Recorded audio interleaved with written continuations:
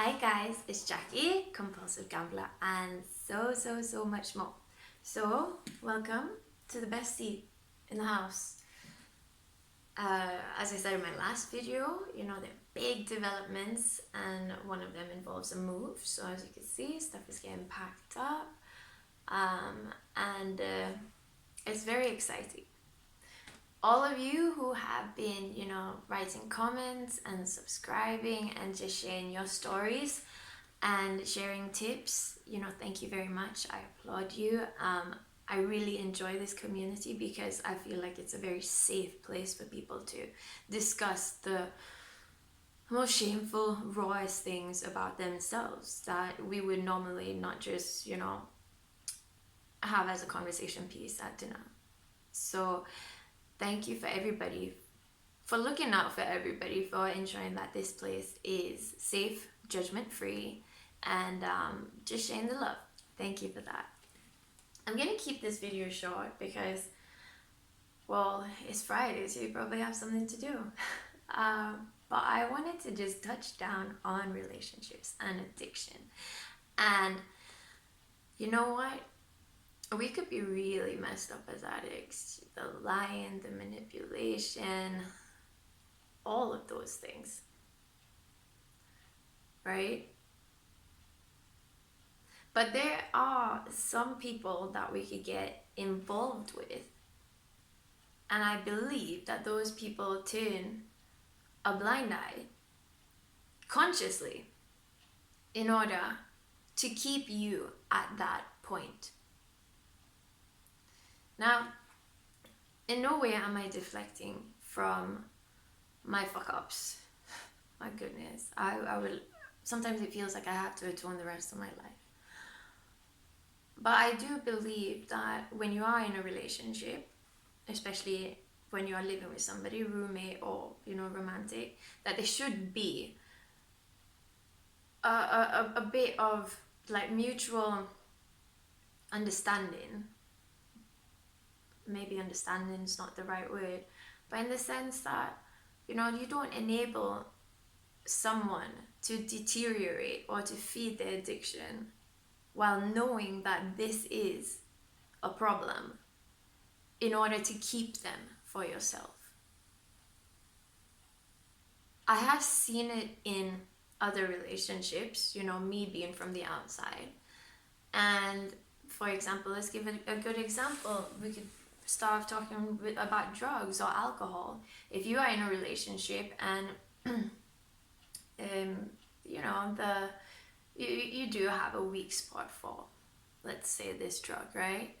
And you enter into a relationship where that person, the other person, might necessarily not have that addiction, but maybe decides to party with you, just every now and again, but knows that you are struggling with this and keeps bringing it to the table.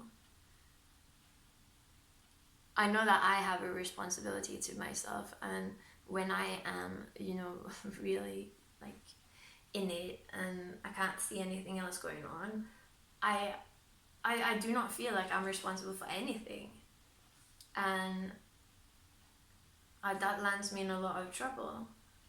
But also at the same token, I'm thinking that if I'm in a relationship, you would feel my vibe if I was, for example, cheating on you. You would be fucking aware of that. You would know. You would get the vibe. You would sense the energy change. And you would probably ask me to put it in. You would confront me. You would probably snoop. But it's like, in that situation, in that instant, we want to know. We are very curious. Are you cheating on me? Are you being, disloyal? But in addiction, sometimes the counterpart doesn't even want to know. It's consciously turning a blind eye. And I think that as detrimental as it is, our addictions, it is extremely detrimental to be in those kind of relationships, to be in those situations where that person is an enabler and clearly is enabling you to continue with your habit. only to, you know, maybe in the future reproach you or call you crazy, call you this, call you that. And then, you know, like you get to thinking, but what the fuck, like really? Really? Are you that stupid? You didn't see this happening? You know? And maybe I'm rambling on and I've probably, you know, like lost the thread here and there. But in my heart of hearts, I'm thinking that like we are very good at manipulating as addicts. It doesn't matter if you're a gambler, you know, alcohol, whatever. We are good at manipulating. We are good at lying. But there are some things, and especially after a long time, that, you know, I feel like, yeah, you can't really say you didn't know about that. You can't play that fucking dumb. So be aware of that. When you start going through your recovery, you know, there's a lot of self-work being done, and there's a lot of, you know, enlightening moments. You're like, whoa, you know, I wish I picked up on this sooner. And as much as we are to blame, I think that enablers have to be blamed too.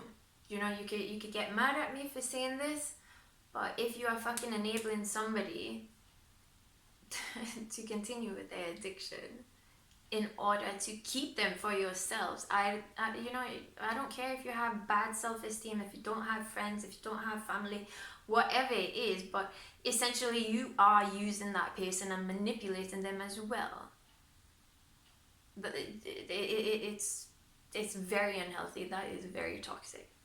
So I have picked up on that, and because of that, you know, there have been changes in my relationship status, and you know, I felt compelled to say this because it sounds like I might be blaming, but I do blame myself a lot. But you know, I can't take all the blame all the time and just think that everything is my fault.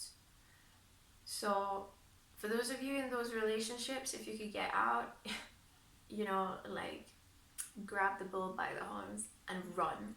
Fucking run, because you are not going to get better, and that person is not going to get better. It's just going to be volatile and toxic, and for the betterment of who? Nobody.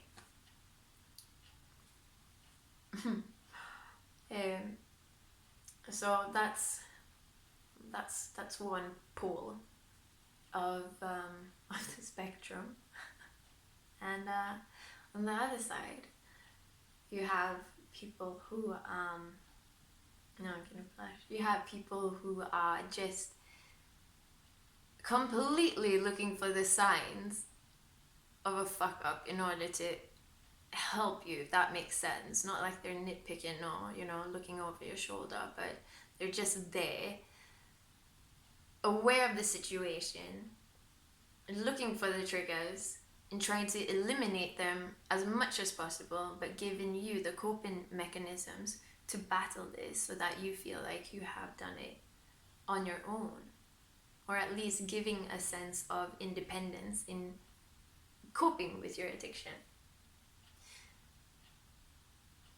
When you become, you know, familiar with people like this, it allows you to be so honest and to really feel like, okay, now I can really start over. You're not trapped in that bubble of almost, you know, like negative coddling. And look for those people.